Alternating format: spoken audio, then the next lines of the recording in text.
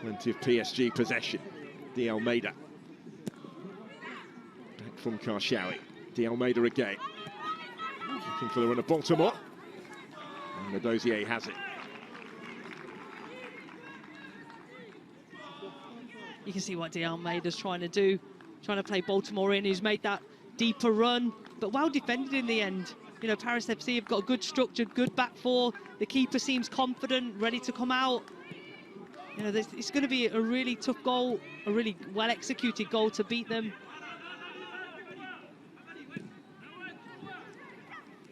And the Dozier hasn't maybe been as busy so far as she might have been expecting. Could change here because PSG do have plenty of options. Hamraoui forward towards Vangsgaard.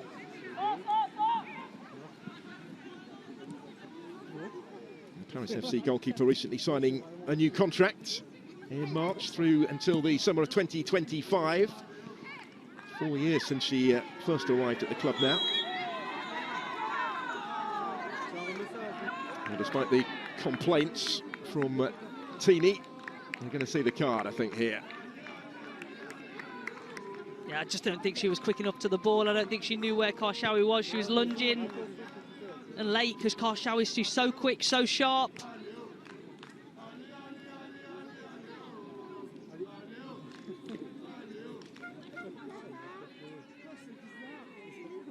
Treatment goes on for Karshawi. Tini's another who's recently signed a new contract at the age of 37, but it will be her last contract.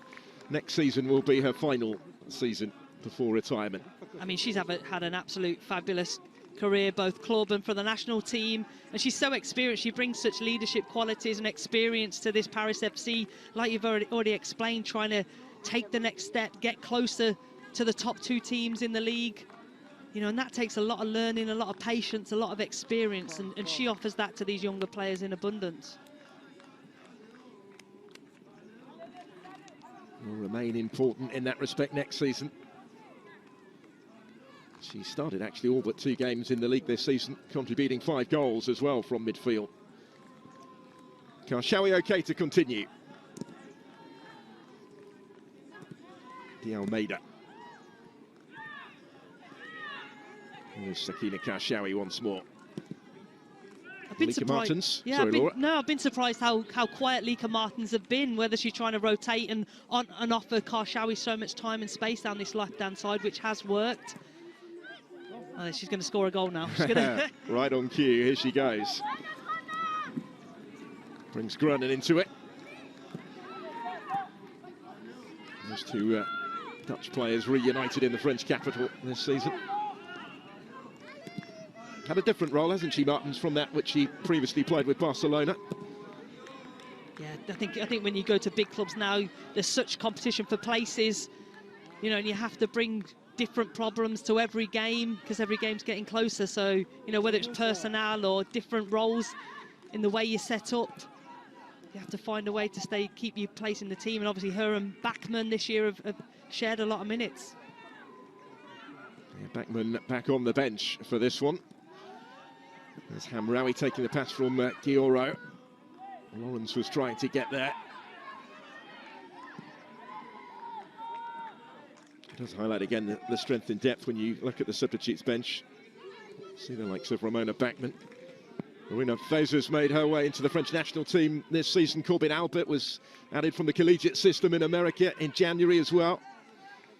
Chinese international Li Mengwen, another option. So they launch it a bit longer here.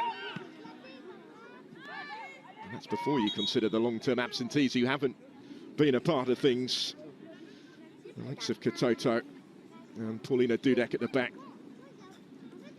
Well, I think these big clubs, you know, you have to have large squads if you want to compete and go deep into the Champions League stages, you know, to fight on all fronts, both domestically and in the Champions League. You know, games come thick and fast, so you really have to have the depth, because injuries will happen, they're a part of football, so you really have to have the players to come in and try and impact games. Certainly part of the thinking over the signing of Lika Martens is, I think, going to be okay to continue. 10 to go to half-time.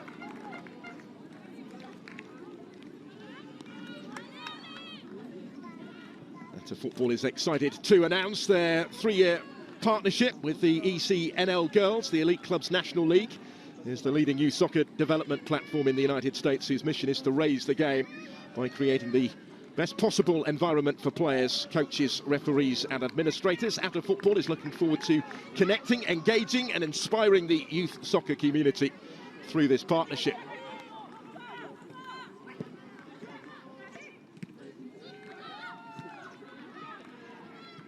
Let's see if either side here can really seize control before half-time. Chase on for Martin's not going to get to that. Paris FC perhaps will be the happier with how it's gone thus far. Yeah, I think so. I think they've been compact, they've kept their shape well, you know, they've reduced the distances, and like we've said, Ndozi really hasn't had a lot to do in goal, you know, a couple of crosses and through balls. You know, she's not been required to make those top world-class saves that she can make. Not yet anyway. And that will be the frustration for Gerard Pressure, really, for all his team's possession. It's not translated to clear-cut chances.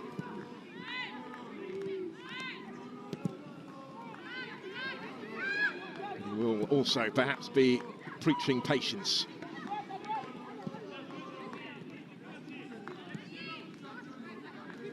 They do really need to win this, though. 4 points behind Lyon, but effectively, really, with the goal difference, that's worth an extra point to the reigning champions.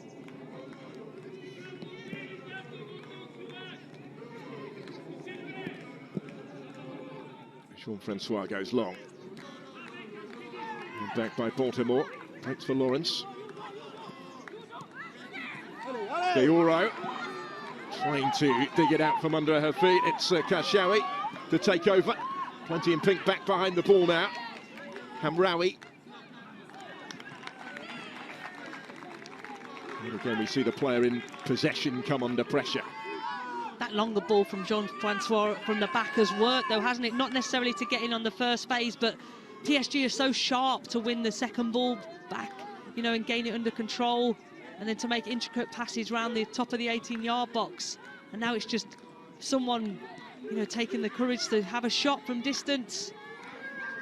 You know, turning, like you say, the passage of play into some shots on target. Well, maybe the counter-attack for Paris FC. Wiltshire was in support, just a fraction behind her, may still make something of it. Sawyer, no way through. There was a chance for a moment, and it was maybe only for a moment. Yeah, I think this against PSG, you only have literally maybe half a second to pull the, you know, take a shot at goal. But it's really well worked, wasn't it? It's a reminder that, hey, Paris can get you on the break, they can exploit spaces, have runners. But I've seen Bordeaux in much better confidence than maybe I've seen her today. You know, normally she doesn't think twice, she hits the ball, strikes the ball, is normally extremely confident, but she hasn't quite been at those levels. She's got 7 goals in her last 12 games. She is the second top scorer actually in the league coming into the weekend, behind only the currently injured Diani of PSG.